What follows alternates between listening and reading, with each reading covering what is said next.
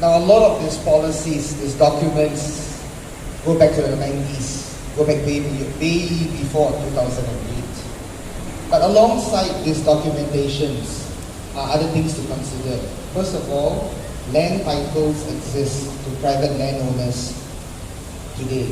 Now, since Pakatan Rakyat came into power, we have not been issuing new land titles for public land to be converted into private land in the Klang Valley for commercial purposes. Secondly, even before 2008, a density identified as 4 times, that means a square foot of 4 times of what the floor, the area of the land is, has been given to these landowners, which allows them to build.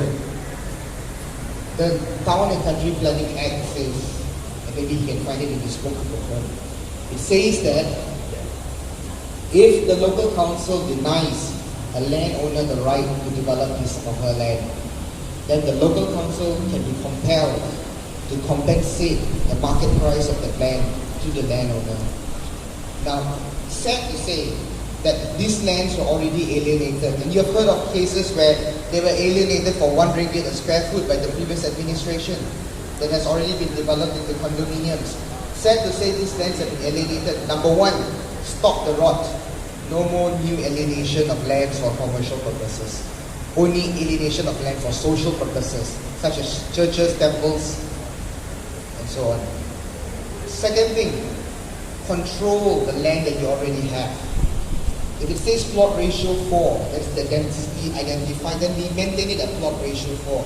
Because despite plot ratio 4 being the rule for the longest time, so many projects during the Barisan National era were approved with plot ratio 7, plot ratio 6, plot ratio 5, much higher than what was permissible. And so this is where we stand today. Can MPPJ afford to buy back these commercial lands or to deny compensation and then have to deny the development and then have to pay compensation? That's debatable depending on the size of the development. But in that case, ultimately it's public funds being used to buy back those lands. And in a lot of cases, the public funds can't cope to pay that. So what do? You cope with the development. The Masing development and the Damansara Uptown development are 2 examples where heavy infrastructure upgrades were imposed on them. Now the federal highway at that junction is chock-a-block near the Masing development, isn't it? I think we all know that. And alongside with the approval to develop the land that is rightfully the landowner has rightful right to develop the land, came along an upgrade to the interchange costing about 200 million ringgit that was imposed on the developer to build to improve the overall traffic flow. So this is what we can do. This is what is pushed to do within the parameter of the law. Instead of anarchy situations, it's easy to make nice statements to say we'll just stop everything. It's easy. But let's be responsible and not make statements that will affect the taxpayers' money. Okay, I need to rebut that simply because while there is one law that looks at the rights of developers, there's also a law that looks at your rights. You are a neighboring landowner. Alright, Section 44, National Land Code. Subject to the provisions of this Act and any other written law for the time being enforced, any person or body to whom land has been alienated. It's too long, I'll just go to the relevant section.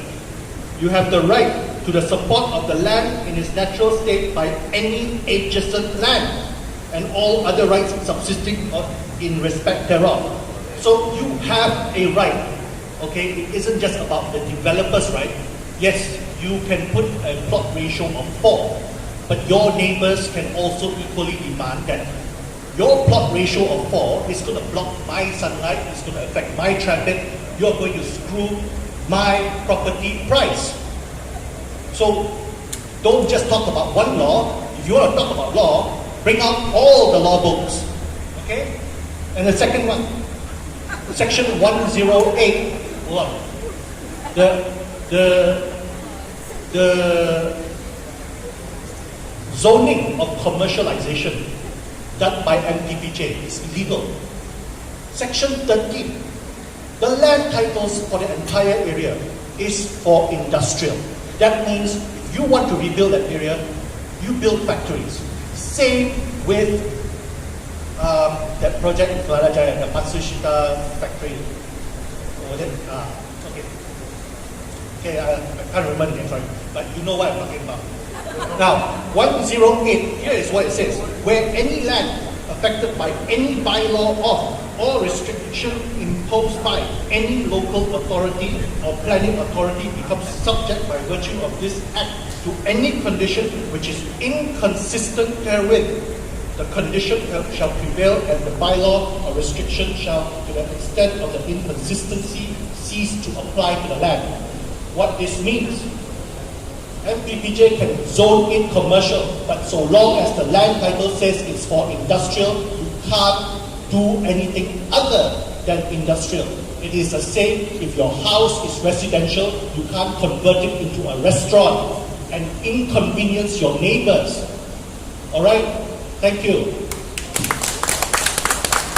Madam Moderator, I'm ever ready to rebut and add on to that, but I will leave it in your good hands if you want to allow this I debate. think we need to allow more questions, you know. I fully agree.